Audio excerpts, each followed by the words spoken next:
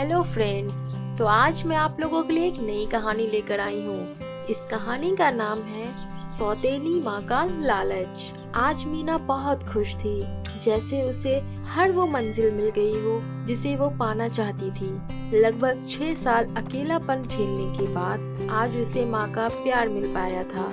आज उसके पापा ने दूसरी शादी की क्योंकि अब मीना बड़ी हो चली थी और उसे भी अपने दिल की बात बताने के लिए घर में माँ की जरूरत हो रही थी। मीना के पापा मीना से बहुत प्यार करते थे और यही वजह थी कि उन्होंने दूसरी शादी का फैसला लिया था। जैसे ही घर में मीना की दूसरी माँ का गृह प्रवेश हुआ तो उसने आसपास के अपने दोस्तों को बुलाकर खुशियाँ मनाई थी। तभी वो अपने पापा के पास जाकर कहती है, अब ये वाली माँ हमें छोड़कर तो नहीं जाएगी ना? अरे नहीं बेटा, ये अब हमारे साथ ही रहेंगी। अब तो मैं भी रोज स्कूल में नए नए तरह के पकवान लेके जाऊंगी, जैसी मेरी दूसरी सहेली लेकर आती है, और मैं भी गर्व के साथ बताऊंगी कि मेरी माँ ने मेरे लिए आज टिफिन में क्या बनाया है। पापा हंसते हुए, बिल्कुल। मीना की दूसरी माँ शोभा ये सब दूर से ही सुन रही थी और मुंह बनाते हुए मन में कहने लगी,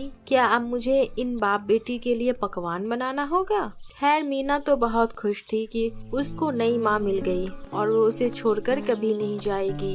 एक दिन अचानक मीना स्कूल से ही अपनी 3-4 सहेलियों को घर ले आती है और बड़ी खुशी के साथ कहती है, तुम लोगों को पता है मेरी माँ बहुत अच्छा नाश्ता बनाती है, रोज तरह तरह के पकवान भी बनाती है। तुम सभी बैठो, मैं अभी आती हूँ। ऐसा बोलकर मीना जाकर अपनी माँ शोभा से कहती है, माँ आज मैं घर अपनी सहेलियों को लेकर आई हूँ, तुम उनके लिए गर्मा गर्म समोसे बना दो ना। तुमने क्या मुझे घर की नौकरानी समझकर रखा है कि आज तुम्हें ये बना दो वो बना दो? अरे माँ, आप ऐसा क्यों कह रही हैं? मैंने तो अपनी सहेलियों से आपकी बहुत तारीफ की है और आप बनाने से मना कर रही हैं। मीना अपनी आंखों में आंसू लेते हुए बाहर की ओर आ रही थी कि उसी समय उसके पापा घर के अंदर आते हैं और कहते हैं, अरे क्या हुआ बेटा, तुम रो क्यों रही हो? शोभा जब देखती है कि मीना के पापा आ गए हैं तो वो दौड़ लगाकर आती है और मीना को बड़े प्यार से कहती है,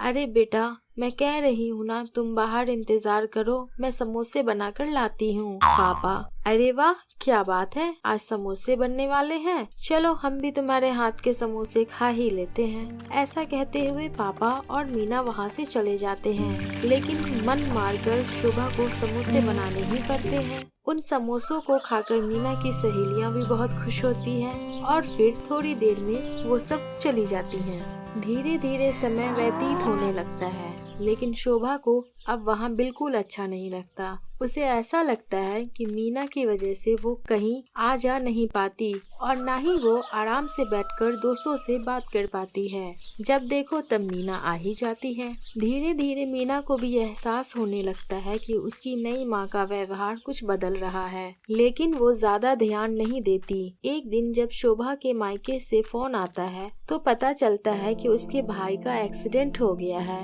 और जिसे कम से कम 50,000 की जरूरत होती है। ऐसे में वो बिना पूछे ही अपने पति के अकाउंट से पैसे ट्रांसफर कर लेती है। शाम को जब पति घर आते हैं तो उन्हें इस बात का पता चलता है तो वो कहते हैं, पैसे देने में कोई बुराई नहीं है, लेकिन तुम्हें कम से कम एक बार मुझसे पूछ जरूर लेना चाहिए था। तो क्या अब मैं आपके पैसे खर्च नहीं कर सकती? आखिर मैं आपकी पत्नी हूँ। ऐसा नहीं है, लेकिन अगर तुम मुझे बता देती तो मेरी जानकारी में भी बात आ जाती। शोभा जोर जोर से रोने लगती है, जिसे सुनकर मीना भी वहाँ आ जाती है। तब शोभा कहने लगती है, क्या फायदा अगर मेरे पति बैंक में ऊंचे ओहदे पर हो और मुझे जरूरत के लिए पैसे भी न मिल सके। इस बात पर दोनों की लड़ाई हो जाती है, जिस पर मीना को बहुत दुख होता है और वो वहाँ से चली जाती है। कुछ दिनों के बाद मीना के पापा को पता चलता है कि शोभा के किसी भी भाई का एक्सीडेंट नहीं हुआ था, जबकि वो पैसे तो वो खुद के ही अकाउंट में डाल रही थी। अगर पापा इस बारे में बात भी करते हैं तो वो उठकर चली जाती है या मायके वालों को बताने के बारे में बोलती। परिवार की इज्जत बनी रहे इसलिए पापा चुप रहते और किसी से कुछ भी नहीं कहते थे। धीरे धीरे समय गुजरने लगा और शोभा पहले से ज्यादा लालची हो गई थी। बात बात पर पैसे मांगकर वो मायके वालों को देती या फिर अपनी सहेली को देने लगती थी ताकि सही समय आने पर वो घर छोड़ सके। आखिर उसने शादी भी इसलिए की थी ताकि एक दिन पैसे को जोड़कर वो यहाँ से चली जाए। वो कभी भी मीना को ममता देने नहीं आई थी, बल्कि वो तो अपना रास्ता साफ करने आई थी। एक दिन मीना, माँ तुम आजकल मुझसे बात क्यों नहीं करती हो और मेरे लिए नए पकवान भी नहीं बनाती हो? शोभा, अरे मैं तो थक चुकी हूँ तुम लोगों की सेवा करते हुए। मीना मासूमियत के साथ, लेकिन कल ही तो आपने हमारे साथ जाकर महंगी महंगी साड़ियों की शॉपिंग की थी, तब तो आपको बड़ा अच्छा लग रहा था। तो क्या हो गया अगर मैंने साड़ियाँ ले ही ली तो? आखिर ये मेरे पति के ही तो पैसे हैं। शोभा की अजीब सी हंसी से मीना को घुटन होने लगी और वो वहाँ से चली गई।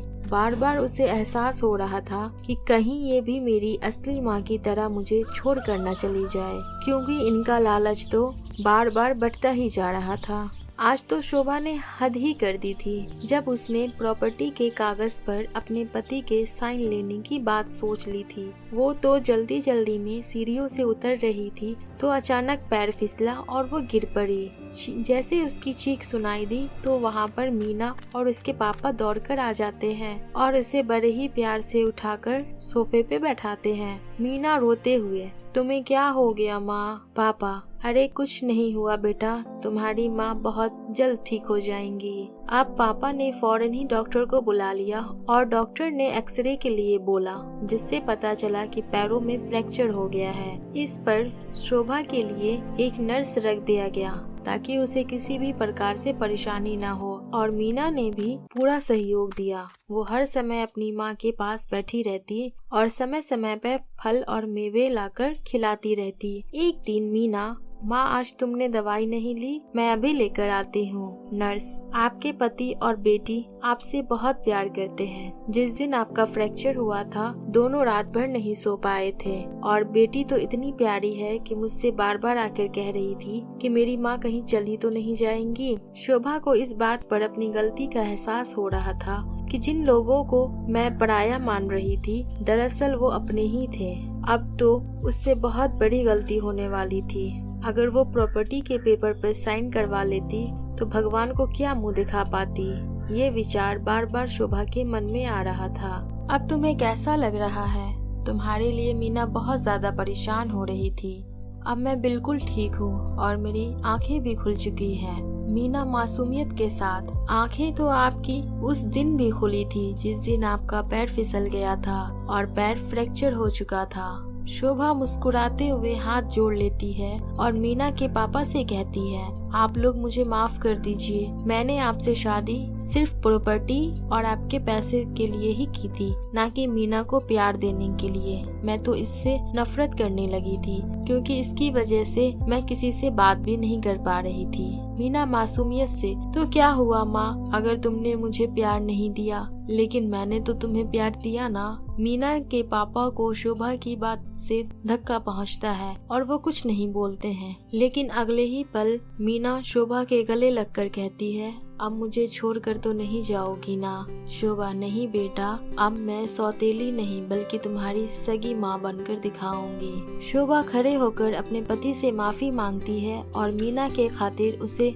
माफी मिल जाती है। उसे समझ में आ जाता है कि एक परिवार को चलाने के लिए लालच नहीं बल्कि प्यार का सहारा लेना पड़ता है। उस छोटे से बच्चे के कोमल स्वभाव ने जल्द ही शोभा को अपना बना लिया था और बीती सारी बातों को भुलाकर अब ये लोग आगे बढ़ चले थे। जो पैसे शोभा ने लालच की वजह से अपने अकाउंट में ट्रांसफर करा लिए थे, अब उसे भी अपने पति को वापस कर दिए थे, जिससे अब उन्हें भी भरोसा हो गया था कि अब शोभा सौतेली नहीं बल्कि अपनी हो चुकी है। इसके बाद अब तीनों बड़ी हंसी खुशी के साथ रहने लगते हैं, जहाँ साथ में रहना घूमना चलता ही रहता था। अब शोभा तरह तरह के पकवान बनाकर मीना के टिफिन में देती है, जिससे उसके पापा को भी खुशी मिलती है और मीना वो तो 7वें आसमान में नजर आती है। Thank you.